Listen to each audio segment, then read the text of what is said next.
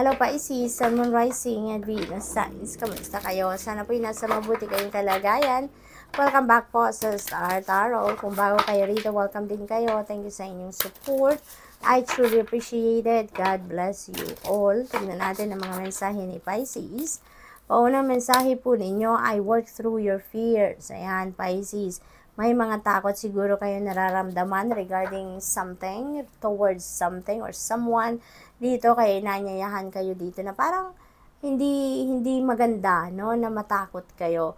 Kasi otherwise, you are not going to move forward with your life, no? Kung hahayaan ninyo na pigilan kayo or mapigilan kayo, mag-hold back kayo dahil natatakot kayo, no? So alalahanin ninyong pag natatakot kayo, walang chance, no, na umusad kayo sa buhay because you are being held back by your fear. Kaya ngayon, inanyayahan kayo, i-work through ninyo yung takot ninyo at harapin ninyo yung inyong takot, okay? Otherwise, you will be stuck where you are now, no? Wala kayong mapupuntahan dyan. You have luck is on your side. Look at that. Really beautiful. Nasa side ninyo, nasa inyong horizon ang swerte. Kaya, wag na kayong matakot, no? Move forward. Move on with your life. No, work through your fears and get on your feet, spread your wings, and fly high habang ang swerte ay nasa inyong horizon, Pisces. Balance is spirituality and practicality. Ayan, so kailangan, siguro may mga imbalances talaga na nangyayari din sa buhay ninyo sa ngayon. Kaya kailangan ninyo din dito na magmuni-muni kayo. Kailangan ninyo na mag-reflect on something dito sa buhay ninyo. Spiritually, practicality-wise, kailangan ninyong balansehin ang dalawang bagay na yan. Hindi pwedeng nandudunan kayo sa isang side and may mga ibang areas ng buhay ninyo na nanineglect ninyo because for sure, there will be imbalance na mangyayari. So, we need to balance out your life, no, Pisces? You need to balance out your life. Put the equilibrium back sa buhay ninyo para lahat ng areas ng buhay ninyo ay mabibigyan ninyo ng oras, panahon at atensyon. Okay? So, tingnan natin kung ano pa ang mensahe para sa inyo for today. We have number 48, Angel of Balance. Look at that. Speaking of balance, nandito sa Angel of Balance, nagsasabi dito na equilibrium will be back in your life. So, talagang siguro mag-e-effort kayo dito. There could be some realizations siguro dito, no, na napapasok sa isip ninyo at magbibigay kayo ng oras para dito sa pagbabalanse ng sarili ninyo. Maybe there are going to be epiphanies dito that will come through at yan ang pagmumula ng pagbabago ng sitwasyon ninyo. Magsisimula na kayo dito na mag-focus sa kung ano ang dapat ninyong gawin. Siguro time management also will be a key dito para, alam mo yun, ma-divide ninyo yung oras ninyo ng tama, ng patas, no? Kaya tutulungan kayo ni Angel of Balance dito na may balik ninyo unti-unti sa sarili ninyo, sa buhay ninyo, ang balanse. So, let's see what else. 7th Chakra, Archangel Uriel.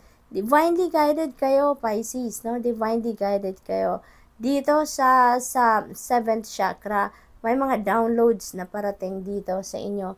May mga intuitive messages na ipapadala sa inyo ang universe to help you na magkaroon kayo ng gabay, malinawan ang inyong isipan para ma-figure out ninyo kung ano ang mga dapat ninyong gawin.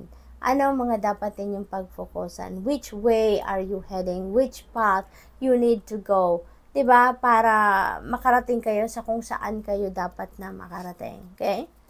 What else? We have contract. Ayan. So, may mga kontratang pipirmahan, documents, legal documents na pipirmahan dito si Pisces.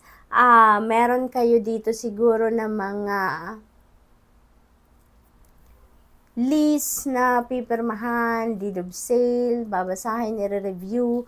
Maaari din na yung contract na to is a marriage contract. Maaring ganun din ang ganap dito. Maaring merong magpapakasal sa inyo sa ngayon. Kaya yun ang pipirmahan ninyo, mga marriage contract, no?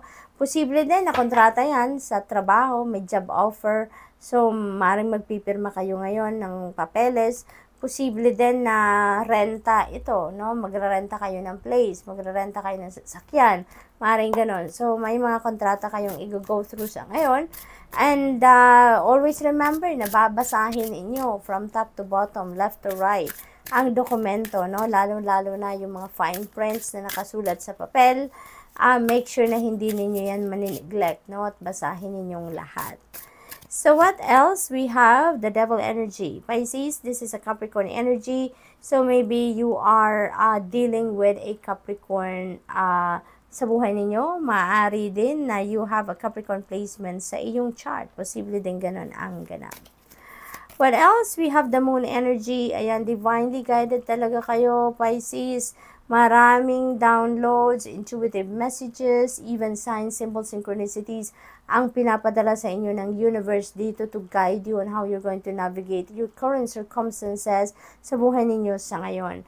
Kaya, it is extremely important for you to pay attention, no? Doon sa inyong intuition, doon sa gut instinct ninyo, yung ganon, dahil nandiyan dyan, yung gabay para sa inyo, Pisces, okay? And even your dreams, no? Pay attention to the elements na nakikita ninyo sa inyong mga panaginip dahil kahit sa panaginip ninyo, pinapadalhan kayo ng guidance ng Divine Universe dito. So, pay attention to them, to those elements na nakita ninyo sa inyong panaginip. Write them down on paper. Make sure, no, na isulat ninyo yan, at pag may time na kayo, i-google ninyo. There are so many blogs and articles online na nag-i-explain na kung anong ibig sabihin ng inyong mga panaginip. So, i-google nyo po yan, okay? What else? We have King of Swords. Ayan. So, ang iba sa inyo dito is needing some kind of clarity, no? Maaaring naghahanap kayo ng kalinawan sa isipan, naghahanap kayo ng clarity, enlightenment dito. Kaya siguro kayo pinapadalhanan ng intuitive messages, symbols, signs, synchronicities because you are seeking for enlightenment, you're seeking for clarity. So yun na nga, so you just need to access your intuition. Kung ano yung mga panaginip ninyo, make sure na i-decode ninyo yan because that could be the answer doon sa enlightenment na hinahanap ninyo, no? Sa enlightenment na hinahangad ninyo. Okay? Posible din na makakatulong din sa inyo kung makikipag-usap kayo, makikipag-konsulta kayo sa mga professionals. If you feel like yun ang makakatulong din sa inyo, so wag na kayo magdalawang isip, go for it. So good luck, Pisces, and that's all I have for you for the week. Thank you for watching. Love and light. Namaste.